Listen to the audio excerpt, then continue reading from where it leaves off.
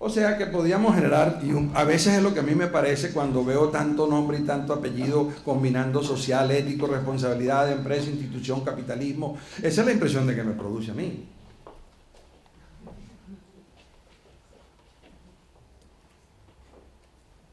Podía pulsarme donde dice todo tipo de nombres arriba. ¿Ven? Yo alta tecnología para moverme entre slides y después me pasa lo que me pasa. Ese es el tema. El problema es la implementación. El tema pasa por la implementación. Los conceptos son buenísimos, la responsabilidad social es buenísima, el cuarto sector es una excelente idea. El problema es la implementación. Mi presentación PowerPoint era buenísima, pero la implementación está siendo fatal.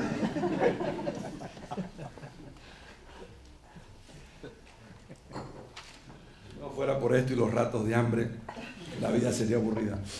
Bueno, lo importante entonces es implementar el concepto. Es todo un continuo que será difícil acotar. Algunos creen que el bautismo es para adultos, otros que la Santísima Trinidad. Vamos a crear una religión porque tenemos estas pequeñas diferencias. Un poco lo que le quería decir de las diferencias conceptuales.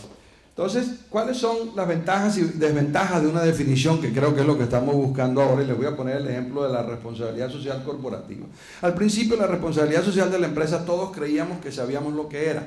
Posteriormente han habido grandes problemas de implementación y muchas empresas han abusado de la responsabilidad social corporativa y la han convertido en filantropía, la han convertido en acción social, han abusado de ella, la usan más bien como para el lavado de cara, para poder hacer cualquier cosa que le da la gana y después hacer alguna cosita buena y aprovechar el efecto aureola. Cuando tú haces una cosita buena, la publicitas bien, tienes el efecto aureola, que se han hecho muchos estudios. Tú puedes tener empresas totalmente irresponsables, pero la gente muchas veces lo que recuerda es una cosita, el 0,001% de la actividad de la empresa, porque ha sido bien publicitada, ha sido bien mercadeada, y entonces parece como si la totalidad de la empresa fuera responsable. ¿Cuáles son las empresas más responsables supuestamente en el mundo? Google y Apple. Ay, pero veamos a ver cómo manejan sus actividades Google y Apple.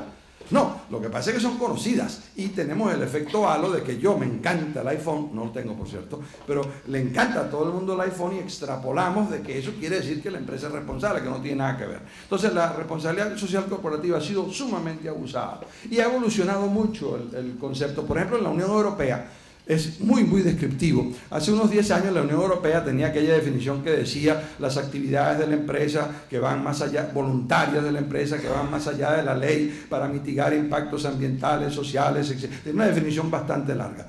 Ahora la nueva definición de hace unos 3 o 4 meses dice sencillamente el impacto de las actividades de la empresa sobre la sociedad. Nada más. Entonces, ¿cuál es la lección entre la reforma, la contrarreforma y la definición de la Unión Europea? Que es muchísimo más fácil seguir adelante y seguir negociando con una definición relativamente vaga. En la medida que la queramos especificar, nos van a salir enemigos. Va a salir alguien que invente un nuevo nombre. En la medida que nos mantengamos, pero eso sí, el nombre no deja de tener que ser sexy en cierta forma, ¿no? Por eso que la responsabilidad social corporativa o de la empresa está perdiendo a otras palabras como sostenibilidad, porque solamente es una en vez de 3. Eso ayuda muchísimo, y no usa la palabra responsabilidad, que para muchas empresas eso de responsabilidad no les va bien, ¿eh? Lo de social más o menos, pero lo de responsabilidad yo respondo, no.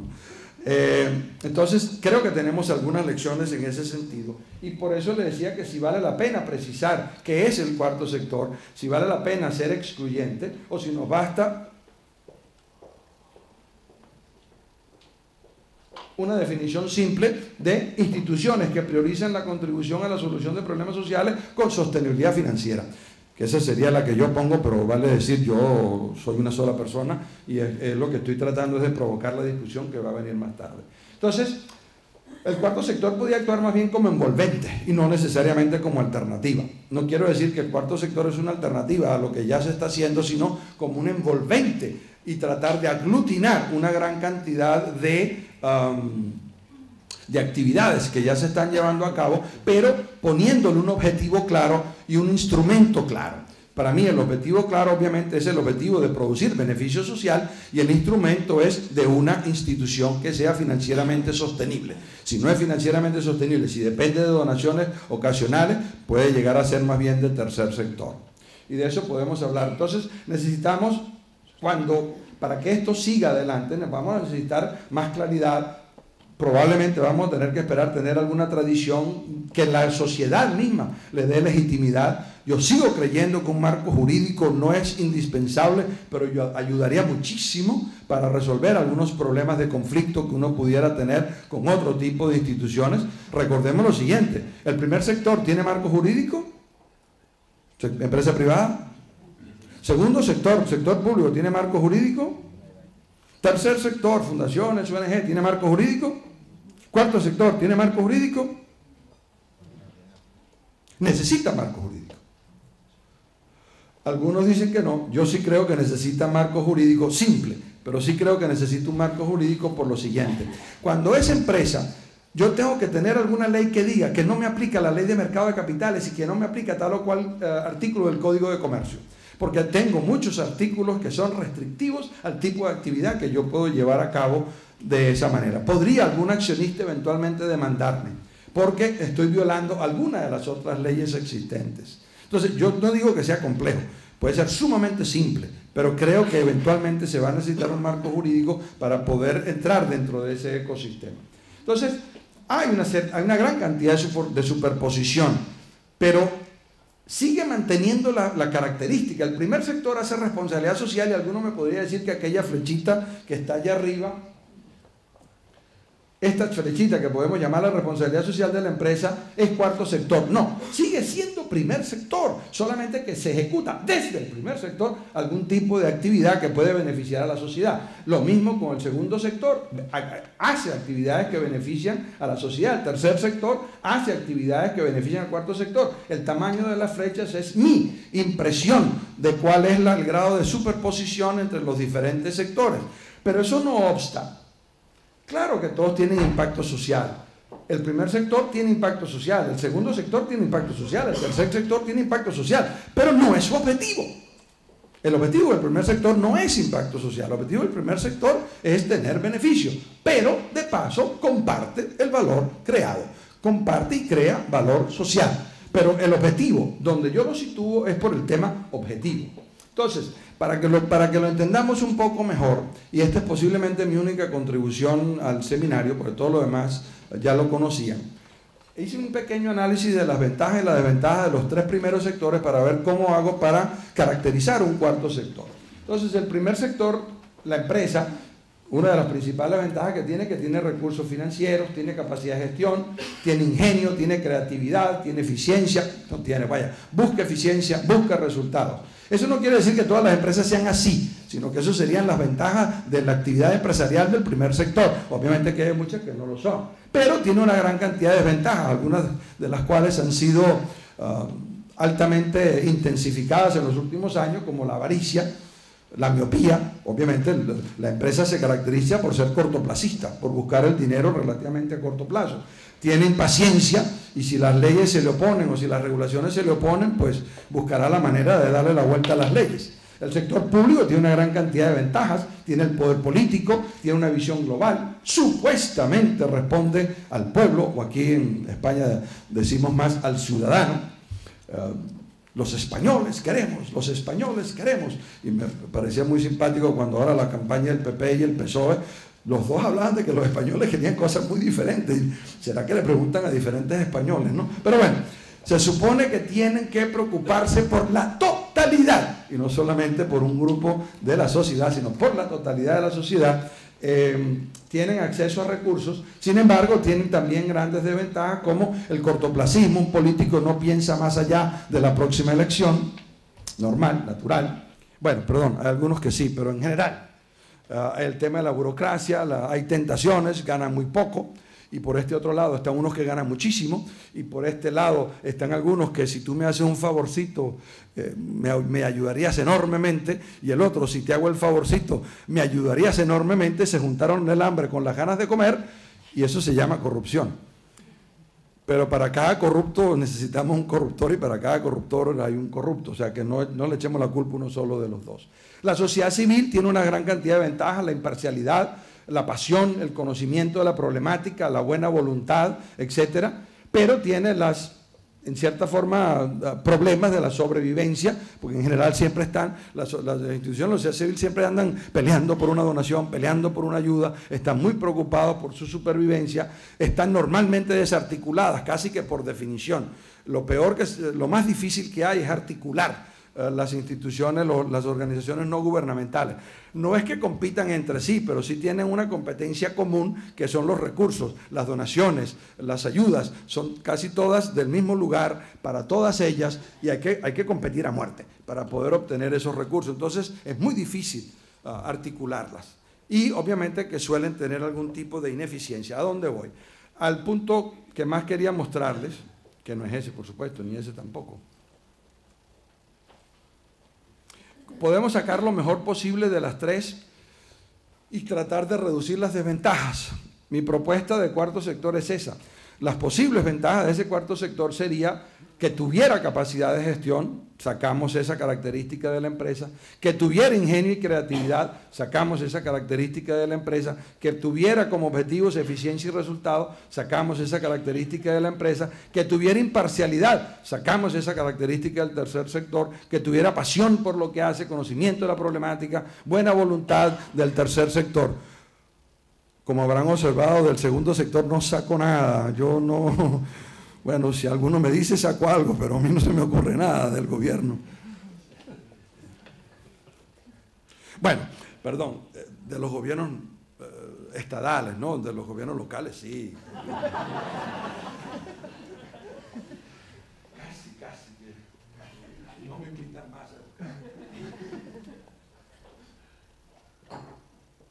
Pero tiene algunas desventajas que hay que sobreponerse, que es el tema de los recursos financieros, una desventaja que la empresa tiene como ventaja, pero que podría ser una desventaja, porque si el fin es social y el fin no es comercial, probablemente no va a tener el acceso a los recursos financieros que tiene quien tiene un fin comercial, que puede devolver el dinero, ya sea en dividendos, ya sea en intereses, etcétera, etcétera. Tampoco va a tener las economías de escala, porque este tipo de actividades de cuarto sector en general van a ser relativamente de menor tamaño, en general. No quiero decir que sean así, pero en general son de menor tamaño y son actividades que ocurren en general en medios relativamente locales. No quiero decir que no haya multinacionales, que puedan haber multinacionales de cuarto sector, pueden haberla. Hoy con la tecnología de información, yo trabajo simultáneamente en 10 países desde mi casa, porque mientras yo tenga internet, cualquier cosa. Entonces hay mucha actividad de cuarto sector que se puede hacer precisamente porque no podemos. El cuarto sector en general no va a poder invertir en instalaciones físicas, tiene que tener, lo más importante del cuarto sector es capital intelectual.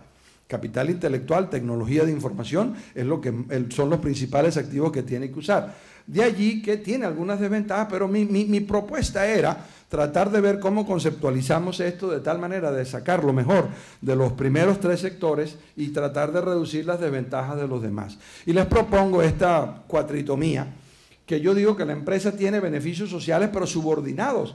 Hace beneficios sociales, pero están subordinados al beneficio financiero. En otras palabras, prioridad número 1, beneficio financiero. Cuando yo tengo valor económico creado, compartiré valor social, pero es secundario el compartir valor social para la empresa.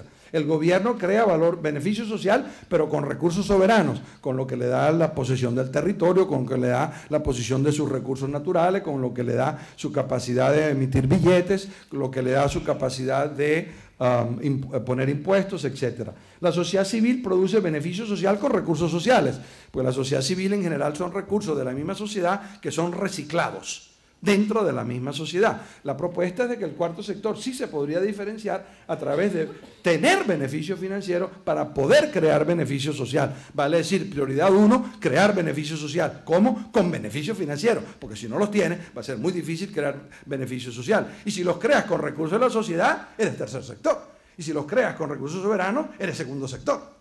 Entonces, la dicotomía, si se quiere, entre el primero y el último, porque tiene mucho en parecido, es que el primero tiene beneficio financiero para poder crear beneficio social y el último tiene beneficios sociales, pero para ello necesita beneficios financieros. Pero lo más importante es hacerlo la primacía del objetivo de contribuir al desarrollo social con responsabilidad, pero con autosuficiencia financiera de largo plazo. Para mí esto es crítico, la autosuficiencia financiera a largo plazo. De lo contrario, no va a tener viabilidad. Hoy en día la autosuficiencia financiera es condición sine qua non para poder existir. De acuerdo que me dirán que el tercer sector también tiene autosuficiencia financiera, pero una autosuficiencia financiera extraordinariamente frágil, porque depende de que una donación se dé otra. Y ahora lo vimos, en los últimos años, pues se ha visto que la autosuficiencia financiera del tercer sector es relativamente frágil. Y aunque no todo deben ser ingresos propios, yo quiero decir, no todo tiene que ser venta de productos y servicios, puede tener donaciones, sí, pero un tipo de donación diferente a la dependencia del sector, sino que sea, digamos, por ejemplo, si alguien le diera, como se hace mucho en Estados Unidos, un fondo donde usted vive de los intereses. En Estados Unidos las universidades se financian con los endowment funds. Los exalumnos contribuyen a que el endowment fund de Harvard sea de 130, 150 mil millones de dólares, y con eso ganamos suficientemente intereses como para pagar la matrícula de más de la mitad de los estudiantes, y ya debería haber terminado. Pero ya voy, termino de una vez ahora. Con una cultura empresarial, importante también el tema de la cultura empresarial que respalde estos objetivos de eficiencia, efectividad, solidaridad, etc. Entonces, como ya no tengo más tiempo,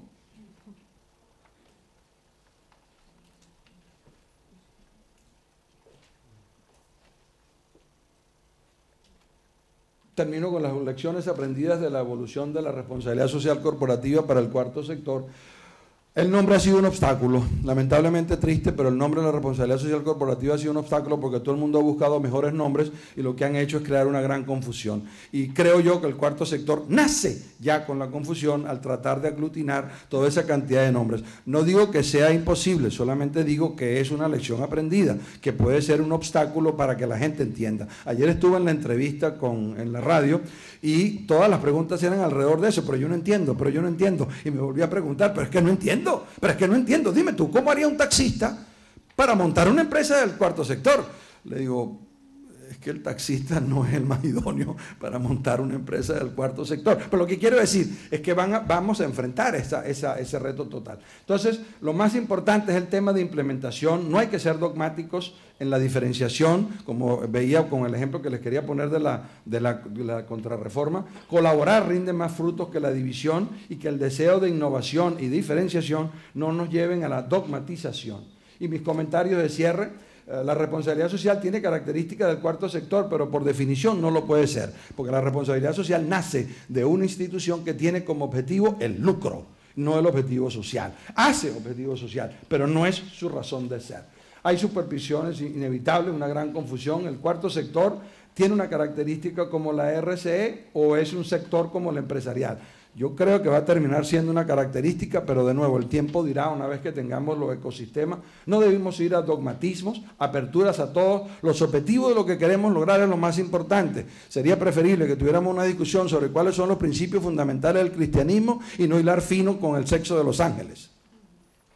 Y el tiempo lo consolidará o lo matará. Y ahí me acordé de esta cita que dice: y ahora os digo, apartaos de estos hombres y dejadlos, porque si este consejo o esta obra es de hombres, se desvanecerá sola, pero si es de Dios, no la podréis destruir. Vale decir, si el cuarto sector logra su legitimidad, sobrevivirá. Si el cuarto sector es una ficción que nos hemos creado, morirá. Y para el cuarto sector hay que competear. Competir es el nombre de mi empresa, que quiere decir colaborar para competir, y lo que hay que hacer es competear. Hay que colaborar para poder competir en el cuarto sector. Esas son mis coordenadas. Pueden leer mi sitio web, mi Twitter, mi correo. Ahí, como soy de cuarto sector, en el competere.com están todos mis libros, todos mis artículos gratis. No cobro absolutamente nada por suscripción. No acepto propagandas de nadie. Así puedo decir lo que me da la gana en mi sitio blog. Y la mejor lección, de nuevo, el roto. Ideologías. Qué gran invento para no pensar. Muy agradecido.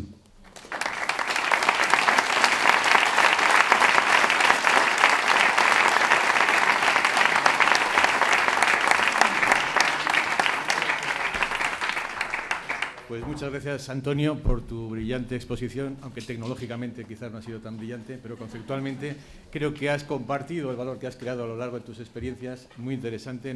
Yo por lo menos me quedo con el nombre, que has insistido mucho, lo necesario es implementar y no dedicarnos a ver si es el cuarto, el tercero o cuál. Y me quedo con la definición que has hecho de cuarto sector, ¿no? Ese ecosistema de instituciones que priorizan la solución de problemas sociales con sostenibilidad financiera, ¿no? Creo que es una definición interesante. Como nos ha dado elementos de reflexión y de polémica para las empresas, para la administración, para el tercer sector, para la Iglesia, me da miedo abrir el turno de preguntas y como es la hora del café, vamos a tomar un café hasta las 11:15, por favor, que empieza la siguiente sesión. Muchas gracias a todos.